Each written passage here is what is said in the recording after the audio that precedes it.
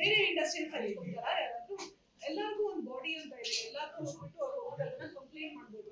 ನಮಗೆ ಇರ್ಲಿಲ್ಲ, ಸೊ ಅದಕ್ಕೋಸ್ಕರ ನಾವು ಇಂಡಿಪೆಂಡೆಂಟ್ ಬಾಡಿ ಕೇಳಿದ್ವಿ. ಬಿಕಾಸ್ ಕರ್ನಾಟಕ ಫಿಲ್ಮ್ ಇಂಡಸ್ಟ್ರಿ ನಾವು ವರ್ಕ್ ಪ್ಲೇಸ್ ಅಂತ ಪರಿಗಣಿಸದೆ ಇದ್ದಾಗ ನಮ್ಗೆ ಪಾಶ್ ಬಂದಿರ್ಲಿಲ್ಲ, ಅದಕ್ಕೆ ನಾವು ಫೈರ್ ಇಂದ ಹೋಗಿದ್ದು. ಸೊ ಇಲ್ಲಿ ತನಕ ಇದು ಬಂದಿದೆ ಅಂದ್ರೆ ನನ್ನ ಮಟ್ಟಿಗೆ ಇದು ಗೆಲುವೆ. ಬಿಕಾಸ್ ಸಿಎಂ ಅವ್ರ ತನಕ ಹೋಗಿ ಅಷ್ಟು ಸತ್ತು ಮಾಡಿ ಅವ್ರ ಎಚ್ಚರಿಕೆ ತಗೊಳ್ಳೋದಕ್ಕೋಸ್ಕರ ಬಂದಿರೋದು ನನ್ನ ಪ್ರಕಾರ ಮೇಡಮ್, ನೀವು ಒಂದಷ್ಟು ಕಂಪ್ಲೇಂಟ್ಸ್ ಗಳನ್ನ ಕೊಟ್ಟಿರಿ, ಅದಕ್ಕೆ ಯಾವ್ದು ಉತ್ತರನೂ ಸಿಕ್ಕಿರಲಿಲ್ಲ, ಏನು ಅದಕ್ಕೆ ಸಮಾಧಾನ ಆಗೋ ತರ ಇದು ಆಗಿಲ್ಲ. ಏನಾಯ್ತು ಮುಂದೆ? ಆಂತರಿಕ ಸಮಸ್ಯೆಗಳು ಮಾಡ್ತೀವಿಲ್ಲ ಆಗ್ತಾ ಇರೋದಕ್ಕೆ ಸಿಂಪಲ್ ಚೆಕ್ ಬೌನ್ಸ್ ಕೇಸ್ಗೆ ನಾನು ಬಂದಿದಾಗ ನಂಗೇನು ಹೆಲ್ಪ್ ಸಿಗ್ಲಿಲ್ಲ. ಅಂದ್ರೆ ಒಂದ್ಸಲ ಫೋನ್ ಮಾಡಿದ್ರು ನಿರ್ಮಾಪಕರಿಗೆ ಅಷ್ಟೇ. ಸೊ ಇಂಥ ಒಂದು ಚಿಕ್ಕ ಅಮೌಂಟ್ ಕೇಸಸ್ ಸಾಲ್ವ್ ಅಂತ ಇದ್ದಾಗ ಪಟ್ಟಭದ್ರ ಹಿತಾಸಕ್ತಿಗಳು ತುಂಬಾ ಇದಾವೆ. ಸೊ ಇವತ್ತಿನ ನಾನು ನಿಂತ್ಕೊಂಡು ಮಾತಾಡ್ಬೇಕಾದ್ರೆ ಇಲ್ಲಿಂದ ನೀನ್ ಫೈರ್ ಇಂದ ಬಂದಿದ್ಯಾ?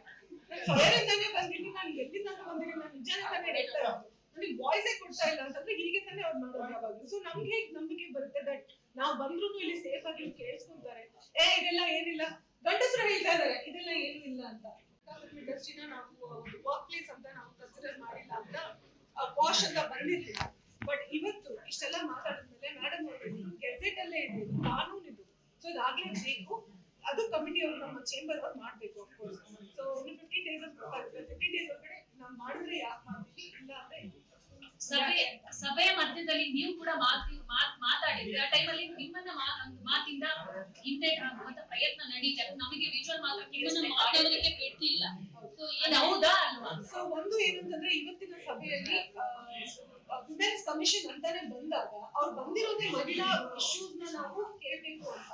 ಸೊ ಇಲ್ಲಿ ಗಂಡಸರು ನಾವು ಕನ್ಸಿಡರ್ ಮಾಡಿಲ್ಲ ಅಂತ ಅಲ್ಲ, this is about women's sexual harassment ಬಗ್ಗೆ ನಾವು ಮಾತಾಡ್ತಾ ಇದ್ದೀವಿ ಅಂತ ನಾವು ಬಂದಿರೋದು. ಸೊ ಅವರು ಕೂಡ ಅದನ್ನೇ ಅವ್ರ ಸ್ವಇಚ್ಛೆಯಿಂದ ಇದೇನಾಗ್ತದೆ ನಾವು ಸರ್ವೆ ಮಾಡ್ತೀವಿ ಅಂತ ಬಂದಿರೋದು ಮೇಡಮ್ ಅವರು. ಸೊ ಆತರ ಆದಾಗ ಬಿಗಿನಿಂಗ್ ಅಲ್ಲಿ ಇದೆಲ್ಲ ಏನು ಇಲ್ಲ, ನಾವು 50 ವರ್ಷ ಇದ್ದೀವಿ, 40 ವರ್ಷ ಇದ್ದೀವಿ, ಗುಡ್, ನಿಮಗೇನು ಆಗಿಲ್ವಾ, I am very happy for you. But ನಮಗೇನು ಆಗಿಲ್ಲ, ನನಗಾಗಿದೆ, ನಾನು ಅದ್ರ ಬಗ್ಗೆ ಓಪನ್ ಆಗಿ ಮಾತಾಡಿದ್ದೀನಿ. ಎಷ್ಟೇ ಅಪೋಸಿಷನ್ ಇದ್ರೂ ಕೂಡ ಲಾಸ್ಟ್ ಅಲ್ಲಿ ಐ ಡಿಡ್ ಸ್ಪೀಕ್. ನಾನು ಮಾತಾಡಿದಾಗ ಅವ್ರಿಗೆ ಹೇಳಿದ್ದೀನಿ ಅಂತಂದ್ರೆ ಸೆನ್ಸಿಟೈಸೇಷನ್. ಎಷ್ಟೋ ಸಲ ನಮ್ಗೆ ಅಬ್ಯೂಸ್ ಅಂದ್ರೆ ಏನು ಅಂತಾನೆ ಗೊತ್ತಿಲ್ಲ, ಪ್ರೊಫೆಷನಲ್ ಯಾವ್ದು ಅನ್ಪ್ರೊಫೆಷನಲ್ ಯಾವ್ದು ಅಂತಾನು ಗೊತ್ತಿಲ್ಲ.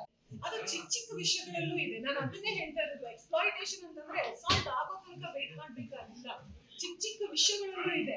ಒಂದು ಸೀನ್ ಮಾಡ್ಬೇಕಾದ್ರೆ ಒಂದು ಆಪರ್ಚುನಿಟಿ ತಗೊಂಡು ಕೆಟ್ಟದಾಗ ಮುಟ್ಟೋದ್ರಿಂದ ಹಿಡಿದು, ಕೆಟ್ಟದಾಗ ಮಾತಾಡೋದ್ರಿಂದ, ಬೈಬಲ್ ವರ್ಡ್ಸ್ ಹೇಳೋದ್ರಿಂದ ಹಿಡಿದು ಇದೆಲ್ಲ ನಾನೇ ನೋಡಿದ್ದೀನಿ. ನೀವು ಪ್ರೂಫ್ ಕೇಳಿದ್ರೆ ಐ ವಿಲ್ ಟೆಲ್ ಯು, ನನಗೇನ್ ಭಯ ಇಲ್ಲ. ನಾಳೆ ಕಮಿಟಿ ಮಾಡಿದ್ರೆ ಅನಾನಿಮಸ್ ಆಗೂ ಇರ್ಬೇಕಾಗಿಲ್ಲ. I am happy to tell. ನನಗೆ ಹೇಗಿದ್ರು ಐ ನೋ ದಟ್ ಒಬ್ರು ಒಂದು ಸ್ಟೆಪ್ ಧೈರ್ಯ ತಗೊಂಡ್ರೆ ಇವತ್ತು ಅಟ್ ಲೀಸ್ಟ್ ಮುಂದೆ ಹೆಣ್ಮಕ್ಳಿಗೆ ಎಕ್ಸ್ಪ್ಲಾಯಿಟೇಷನ್ ಕಮ್ಮಿ ಆಗ್ಬೋದು ಅನ್ನೋದು ಅಷ್ಟೇ ನನ್ನ ಆಸೆ. ಎದುರಾಗಿದೆ ಇಂತ ಸಮಸ್ಯೆ ಎದುರಾಗಿದೆ, ಅಬ್ಯೂಸ್ ಮಾಡಿದಾರ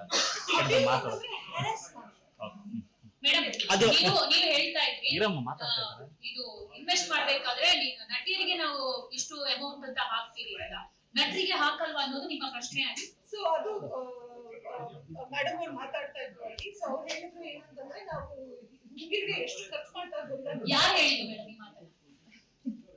ಸೊ ಅವ್ರು ಸೀನಿಯರ್ ಆಕ್ಟರ್ಸ್ ಹೇಳಿದ್ರು ಏನಂತಂದ್ರೆ ದಟ್ ಅವರು ಆಬ್ವಿಯಸ್ಲಿ ಅವ್ರ ಕಮಿಟಿ ಎಲ್ಲ ಬೇಕಾಗಿಲ್ಲ, ಯಾಕಂದ್ರೆ ಬೈಲಾಸ್ ಅದೆಲ್ಲ ಓಕೆ ಫೈನ್. ನಿಮ್ ಟೆಕ್ನಿಕಲ್ ಇಶ್ಯೂಸ್ ಏನಿದೆ ಅದೆಲ್ಲ ಫೈನ್. ಆದ್ರೆ ಒಬ್ರು ನೋವನ್ನ ಹೇಳ್ಕೊಡುವಾಗ ನೀವು ಅದನ್ನು ಕೂಡ ತಿಳ್ಕೊಳ್ಳೋದಕ್ಕೆ ನೀವೆಲ್ಲಾನು ತಿಳ್ಕೊಂಡು ಬರೀ ಹೀಗೆ ಮಾಡ್ತೀನಿ ಅಂತ ಹೇಳಕ್ಕಾಗಲ್ಲ. ಅವ್ರು ಮಾತು ಎಷ್ಟು ನಿಜ ಇದೆ ಸುಳ್ಳಿದೆ ಅಂತ ಅದ್ರಲ್ಲಿ ಕೇಳೋದಲ್ಲ ಅರ್ಥ ಇಲ್ಲ. ಸೊ ಅವ್ರು ಹೇಳಿದ್ರು ಹೆಣ್ಮಕ್ಳ ಮೇಲೆ ಎಷ್ಟೊಂದು ಖರ್ಚು ಮಾಡ್ತಾರೆ ನಿರ್ಮಾಪಕರು, ಹಾಗಾದ್ರೆ ಬರೀ ಹೀರೋಗಳ ಮೇಲೆ ಮಾತ್ರ ಮಾಡ್ಬೇಕಾ?